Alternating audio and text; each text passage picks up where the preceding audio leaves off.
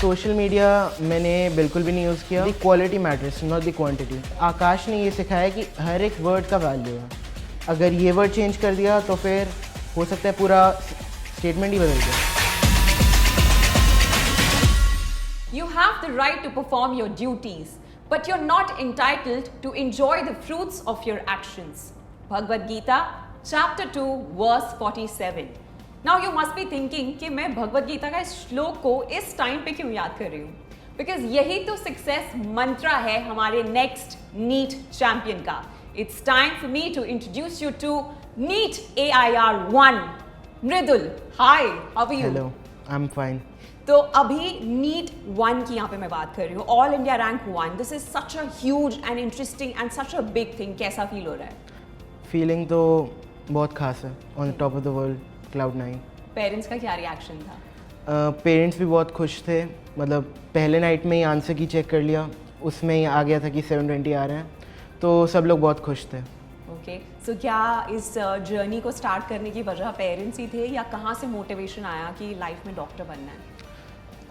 देखिए, लाइफ में तो कॉम्पिटिटिव एग्ज़ाम्स की तैयारी मैंने पहले से ही शुरू कर दी थी। ऑलमोस्ट 6 क्लासेस स्टार्ट कर दी थी। बट ये जो मेडिसिन फील्ड है, इसका डिसीजन मैंने 10th के बाद ही लिया था। तो उसमें पेरेंट्स का फुल सपोर्ट था। मतलब ऐसा नहीं था कि डॉक्टर ही बनना है। दे वर लाइक जो तुम्हें अच्छा लगता है वो करो। तो या पेरेंट्स ने फुल सपोर्ट किया और 2 साल की जर्नी थी ये पूरी, और फ्रूट्स मिल गए। एंड इन फैक्ट जैसे मैंने तुम्हारे इंट्रोडक्शन में भी मेंशन किया मृदुल, दैट डिटैच्ड रह के तुमने अपने सारे काम को किया. सो ये इतना जो बड़ा और रिच एक्सपीरियंस है आपका लाइफ में आपको जो मिला है, वो इतनी यंग एज में कैसे आया? जैसा कि मैंने अभी मेंशन किया था, मैंने बहुत पहले से स्टार्ट कर दी प्रिपरेशन, और बीच में ओलंपियाड्स मैंने टारगेट रखे थे। जैसे जूनियर साइंस ओलंपियाड होता है, तो 9th में मैं OCSE लेवल के लिए सिलेक्ट हुआ था। उसके बाद मैंने बायोलॉजी ओलंपियाड को टारगेट किया क्योंकि बायो में मेरा इंटरेस्ट था। तो I went for OCSE in 2023 and 24.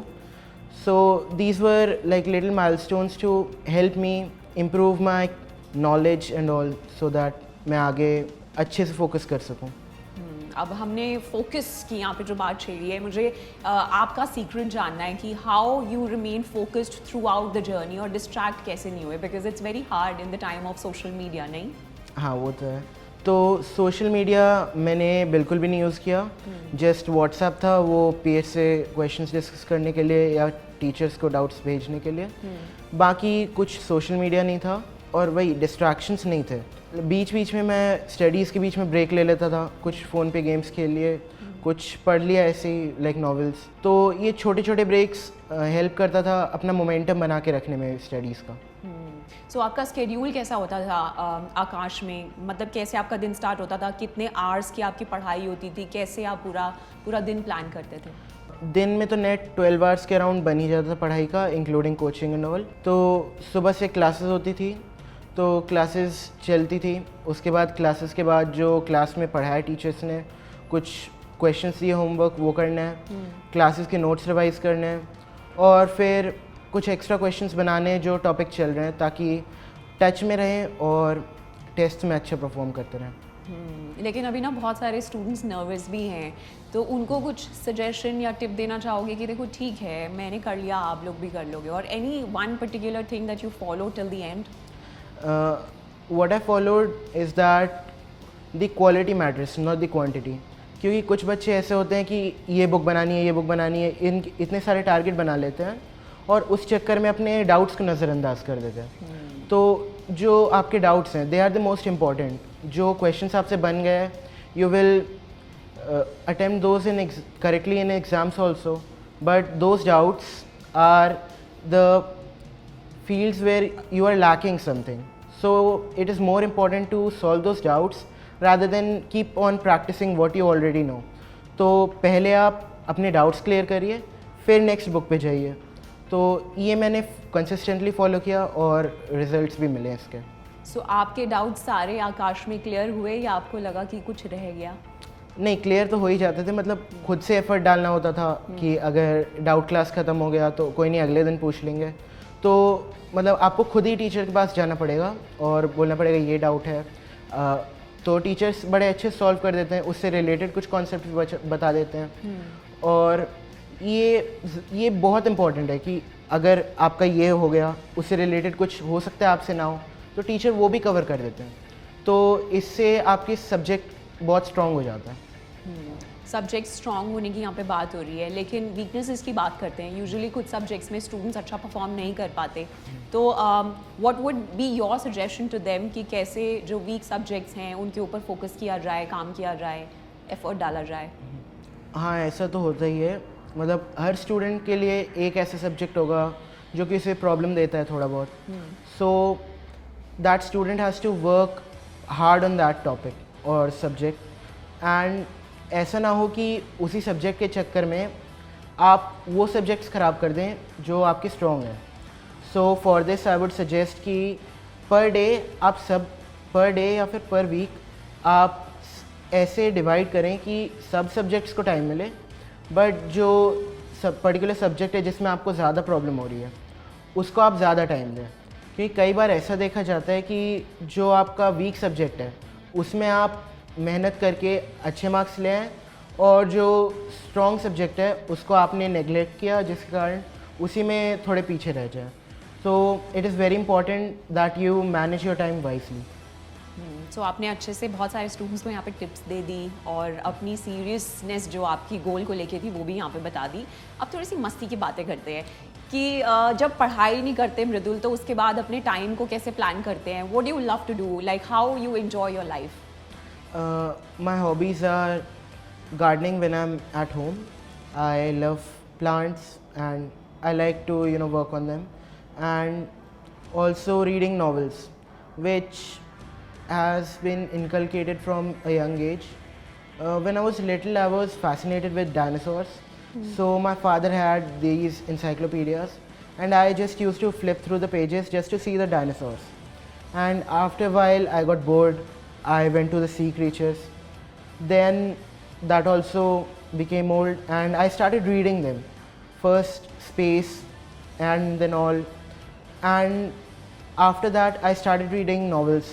So that was very fascinating. It was like escaping to another world. Or one of my hobbies is watching movies and playing games on mobile. Yeah, in fact, while you were talking, मैं एक चीज़ notice करी थी कि now you're very confident also, Mridul. So what changed after आकाश? मतलब जब आप पहले first day जो आपका आकाश में था, and now who you are, and I'm sure अभी बहुत कुछ और achieve करना भी बाकी है आपकी life में. So what do you feel the difference? Have you noticed something? Yes, I've noticed that many things have changed about me. जब पहले दिन मैं गया था, I still remember कि I was very shy कि इतने लोग हैं, ये लोग पता नहीं कहाँ से पढ़े हैं, मुझसे कितने अच्छे होंगे, और these are very new people, इनके साथ मतलब दोस्ती करनी है, इनके साथ मतलब next 2 years गुजारने हैं. So yeah, I was very shy, and after that जैसे जैसे क्लासेस हुए, टीचर्स से भी मतलब पहले लगता था, लेकिन बाद में everyone became very friendly, और पता चला कि सब मतलब एक ही टाइप के लोग हैं, और अच्छी दोस्ती भी हो गई सबसे. So it was very nice. एक और चीज़ है कि मतलब पहले मैं क्वेश्चंस कैजुअली अटेम्प्ट करता था, लाइक ये वर्ड है, ठीक है, ज़्यादा चेंज नहीं होगा, बट आकाश ने ये सिखाया कि हर एक वर्ड का वैल्यू है. अगर ये वर्ड चेंज कर दिया तो फिर हो सकता है पूरा स्टेटमेंट ही बदल गया. So I learn that the hard way. कई बार क्वेश्चंस गलत हुए. So yeah that improve me as a person. And एक चीज़ मैं और जानना चाहूँगी, यूजुअली जब भी हम किसी चीज़ को लेके इंस्पायर्ड होते हैं, specially in are initial phases, तो पेरेंट्स ही करते हैं हमें मोटिवेट. तो आपकी लाइफ में कोई ऐसा मोटिवेटिंग इंसान था, या आपको खुद से ही बहुत क्लैरिटी थी कि आप ब्रदर, कोई रिलेटिव आपने देखा कि उनकी लाइफ कितनी सेट हो गई है, now that he is a doctor, कुछ ऐसी इंस्पिरेशन थी अराउंड, या it was your plan totally? देखिए, मेरे फैमिली में कोई डॉक्टर तो है नहीं, तो इट वाज माय प्लान कि मुझे बायोलॉजी पढ़ने में मज़ा आता है, तो लाइक मेडिसिन अच्छा रहेगा, ह्यूमन बॉडी के बारे में जानेंगे, डिजीज़ ट्रीट करेंगे. तो it was mostly self motivation. अब मैं मृदुल एक टफ क्वेश्चन की तरफ यहाँ पे बढ़ूंगी. यूजुअली हमारे पेरेंट्स ना हमें बहुत प्रोटेक्टेड रखते हैं हर एक चीज़ से, राइट? और उनको लगता है कि बच्चे के ऊपर और उसकी स्टडीज़ के ऊपर इफेक्ट नहीं होना चाहिए. सो लाइफ में कभी कुछ सेटबैक्स हुए जहाँ पे लगा कि ओ मैं डिस्ट्रैक्टेड हो गया because something happened in the family and you know just demotivated me और प्रॉब्ली मैं थोड़ा सा अपने गोल से पीछे हो गया, ऐसा कभी कुछ हुआ? ऐसा मेरे साथ नहीं हुआ क्योंकि पेरेंट्स ने होने नहीं दिया.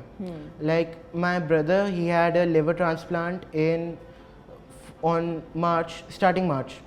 सो मुझे कुछ पता नहीं था इसके बारे में. He had jaundice in February, मुझे इतना पता था. उसके बाद लाइक मैं हॉस्टल से घर शिफ्ट हुआ था नवंबर में और फिर मैं हॉस्टल चला गया फेब एंड में. तो मुझे कुछ नहीं पता था कि भाई का लिवर ट्रांसप्लांट हुआ, मदर ने डोनेशन दिया है. और I was like studying for NEET, my boards were going on then. So मैं अपना पढ़ते गया और ज़्यादा ध्यान भी नहीं गया कि भाई बीमार है. बीच बीच में बात कर लेते थे मम्मी पापा और भाई से भी बाद में बात होने लगी. तो मेरा दिमाग गया ही नहीं कि इतना बड़ा कुछ हुआ है. तो at the day of NEET जब मैं एग्ज़ाम दे के वापस आ रहा था तब मुझे पता चला कि भाई के साथ मतलब इतना बड़ा ऑपरेशन हुआ भाई का. Must be hard for you. Yeah. So is he okay now? Is he well? Yeah, he is fine. Okay. So we are very happy कि लाइफ में फाइनली हैप्पी हो ही गया सब कुछ. जब रिजल्ट्स अच्छे आते हैं तो फिर और ज़्यादा मोटिवेशन आता है. सो बिफोर वी से बाय टू यू, मैं आपसे ये जानना चाहूँगी कि आपकी सक्सेस की जर्नी को स्मूथ बनाने में आकाश का क्या कॉन्ट्रीब्यूशन था?